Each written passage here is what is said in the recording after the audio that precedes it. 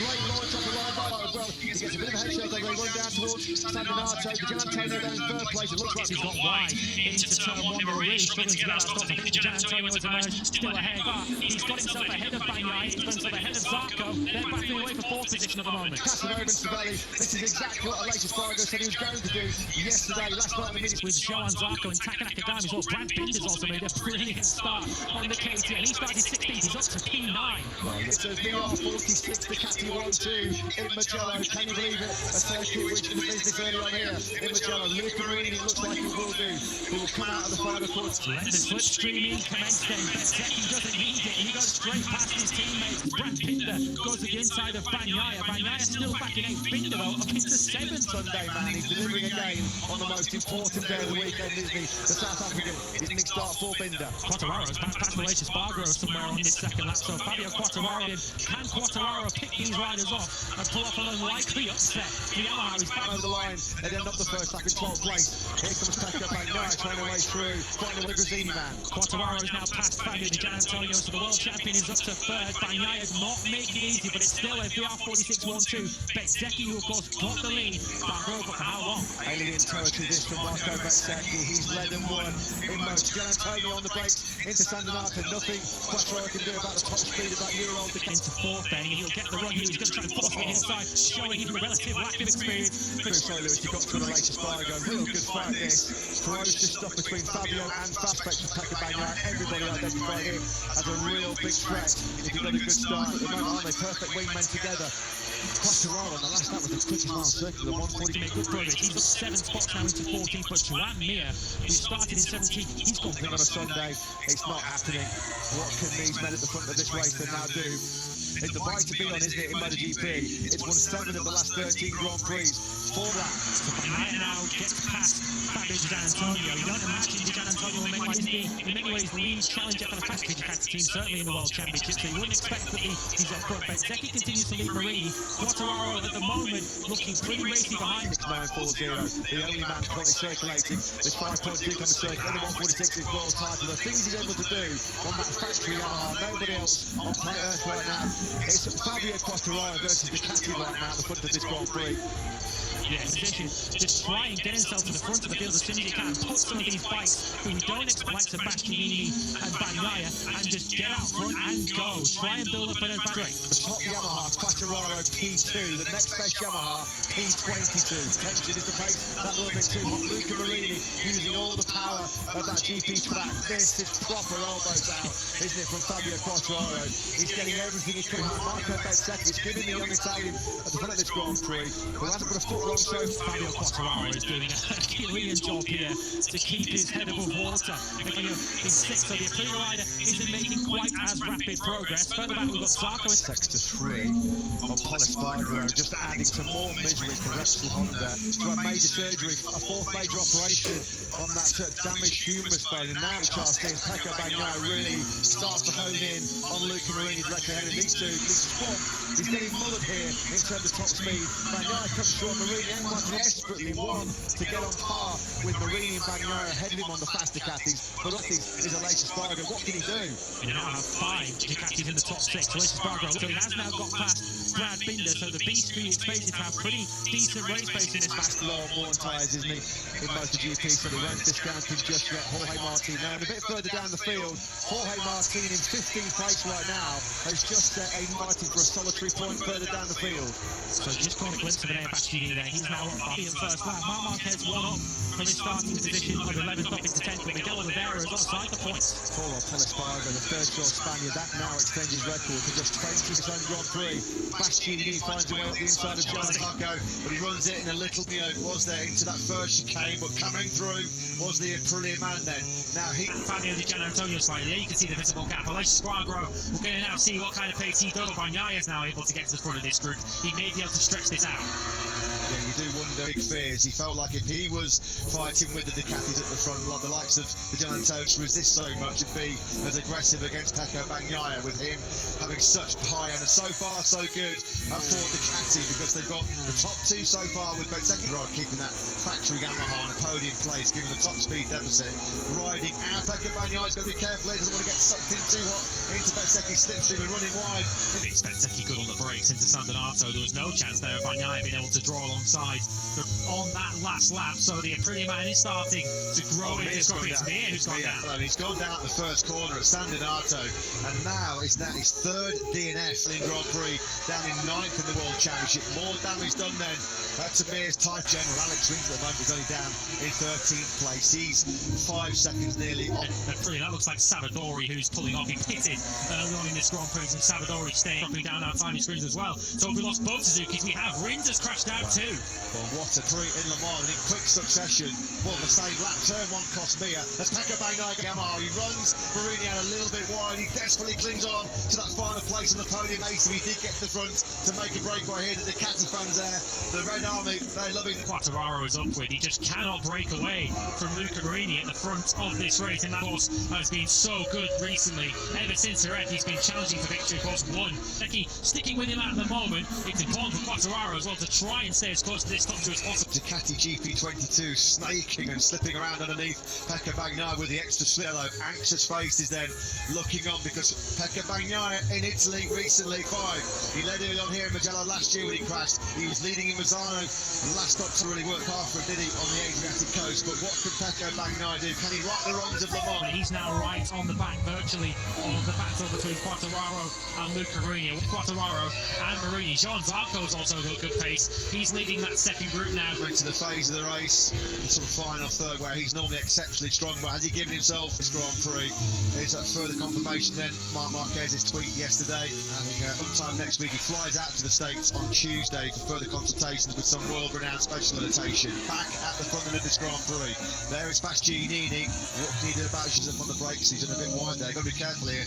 Turn 15 twice already this weekend. I mean, you've got Brad Binder right on their tail as well. Brad Binder won't need any encouragement to have a go, even if that case it made it straight, although they've had to essentially find a whole new base setting with that new aero on the bike. But Brad Binder did a good day's work for them. Put it to Quartararo again and his crew chief Diego Gibolini, because all weekend, quite strong point of the Yamaha is that a lot of understeer through some of the chicanes.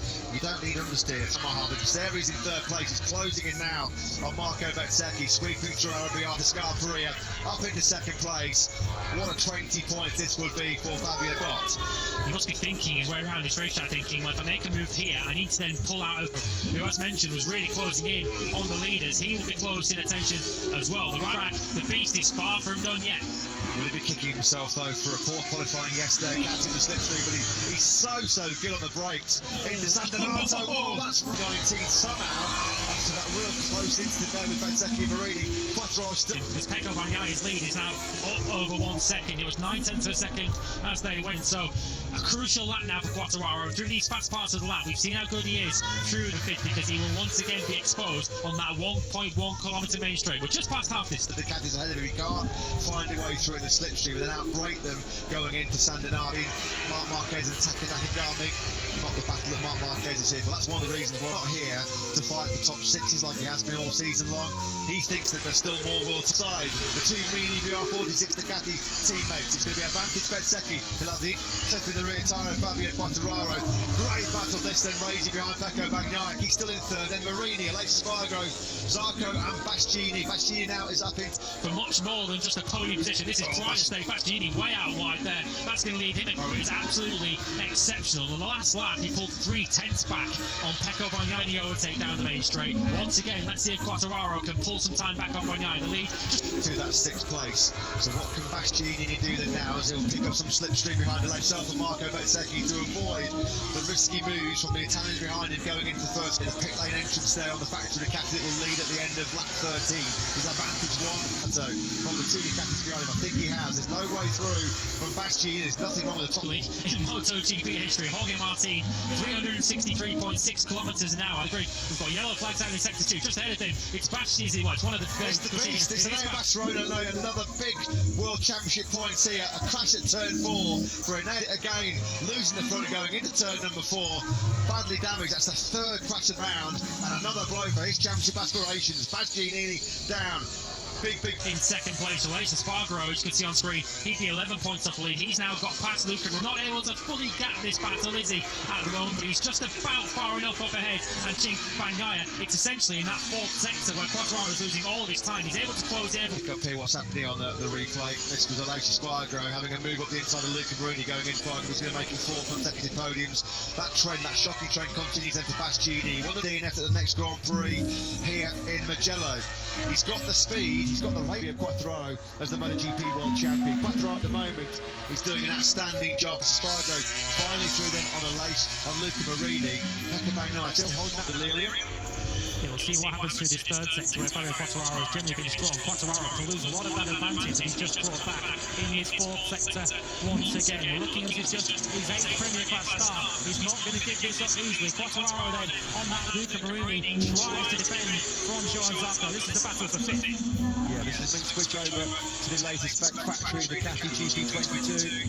Shield kind of broken somewhat last time out in Le Mans when he did crack under pressure. Simon Craig with some observations. Just wanted to, I always watch the rookies, and Darren Pinder is equal to Vinales, Marquez, pretty well. He's right on the case. Frankie Morbidelli is having another humbling experience at the moment. Nowhere near again the pace of his teammate Quartararo, who's there in second place. So far, it's been a no-fear ride for Met second. This will be a memorable result if he can complete the battle. Zarco finally finds a way through, then back on Luca Marini. That's the battle for John, the South African. He's way far away of any other KTM yellow job from Brad Binder. He started 16th on the grid, of course, made up most of those positions. One-man bands in MotoGP right now. Out with Fabio Quartararo, clearly the only rider capable of an Austrian factory, no question about that. The goal there and maybe squeezed out of the factory team in 25 then. Surely not is going to make it 4 consecutive third place finishes here in before Aprilia. In Mugello, their home Grand Prix in 22 years. Dominic Williams, though, is a completely different story. What's going through the mind, though, of that young man as well? A lot of fun around. If he can hold them off here, he should have third place under control. If he can get his last lap around was 0.0. Of course, he was busy overtaking Marco Bezzecchi. He's now got challenge from Aleix Espargaro to close that down. But Quartararo is setting good lap times himself. He is not letting have this under control yet. I was seeing another Jerez here. Remember when Aleix Espargaro was sat in pressure on that Aprilia? Once he was able to get through on Miller and Marquez, he just streaked away from him. He now Bezzecchi with a bit of clear track in front of him. Aleix Espargaro trying to use the speed to put Bagnaia in the second sector. He's pulled the 10th back to it. It's under a second. This is the part of the lap where Fabio Quartararo can sneak a potentially unlikely victory as he chases down Pecco Bagnaia. 5 laps to go as they cross the line now, and you can see the 63 up ahead of it. Yeah, Espargaro looks like he may well have broken Marco Bezzecchi's resolve. The stubborn resolve that he worried to take a career-best 4th place from a career first front row start in the slightly less than Jorge Martin, of course, who would have picked up some big slipstream when he was mid-pack. Will that be crucial and decisive for him in these latter stages of this Italian Grand Prix? 3 tenths already on Quartararo in the first 2 splits on this lap. Yes, it's a second to Pecco Bagnaia in those parts of the racetrack. That just gives you an idea of what Dodia last time out in Le Mans when the pressure came on from Renate Bashtizi. Bagnaia closing stages of the race, but second place at the moment will represent a good day's work for Fabio Quartararo. Carola Bagnaia there, his sister Pecco Bagnaia, who does all of his media work. Her sibling here, potentially on course for a famous home victory. We said that an Italian Bagnaia is just 3.5 laps away from a memorable victory here in front of his home crowd. She'll time that the Ducati can gain him down that start-finish straight. Sees Quartararo slip nearly 1.5 at the moment for 4th place. He's got just 3.5 laps to go on this Grand Prix. But Johan Sol, Marini just finding in 6th, and they've got company coming soon in the shape of Brad Binder, who did a 1.40. But Brad Binder on the KTM, who always takes his best for Sunday, cookie zeroing on a top. The man slightly on that factory Yamaha. In fact, he's recovered half a second. It smiles down this long start-finish straight. You can see Pecco Bagnaia there using the catching 3 laps to go here in Mugello then. Just over 15 kilometres between Pecco Grand Prix for the factory factory, the Catty team, well, it's in his hands now, isn't it? Their best finish in the MotoGP class, but his first points last time around when he finished 13th in Le Mans, straight in for a brilliant. Maverick Vinales just did a 1:47.5. He's running at 12th at the moment. Maverick Vinales can qualify. We've seen it throughout the season so far. In terms of race pace, Maverick gives himself far too much to do on a Sunday afternoon. As this man, before of course with Danilo Petrucci and Andrea Dovizioso and Jorge Lorenzello, there'll be a big party in Borgo Panigale tonight. That will go on for the early hours tomorrow morning from this Mugello circuit. Over the line then to start the penultimate lap of this Italian Grand Prix. It's just yet. You can see on the left-hand side of your screen, the gap is back down to a tenth of a second. Marco Bezzecchi just did a 1:40. It was quicker than the three riders ahead of him at this stage of the race, just 3.2 seconds off the lead. Maybe Marco Academy, but this is his first time, we remind you, around this really tough front row. And Lace Espargaro looks like he's really swung on that factory Aprilia in the first two seconds for the final time. It's going to be obviously the penultimate time. Bagnaia, what's his advantage still to make Pecco Bagnaia crack? It hasn't happened this time around so far.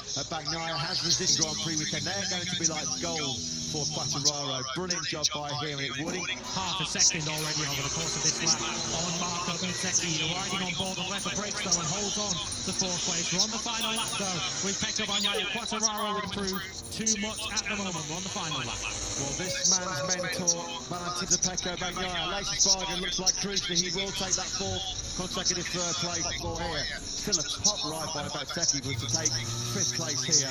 Pecco Bagnaia far on home soil. His home fans at the Catisti, they're going to be going ballistic very much. Yeah, he looks pretty safe from here. He's closest that he's been for a while, Quartararo, but there are no real overtakings in these final few corners because Brad Binder is all over the back of Luca Marini. You can see them in the back. Pecco Bagnaia has been brilliant here in Mugello. He is the master of Mugello in 2022. He takes a famous home victory. Zarco does just hold on Marco Bezzecchi for fourth place. Marini sixth, Binder the catchy celebrations here in Mugello. We've got Marc Marquez running on the top 10. We've got Nicolas Gianantonio running in 11th place. And imagine being based on the pace that Maverick Vinales showed in the video finish, just confirmed on our time screens, is in progress between Digia and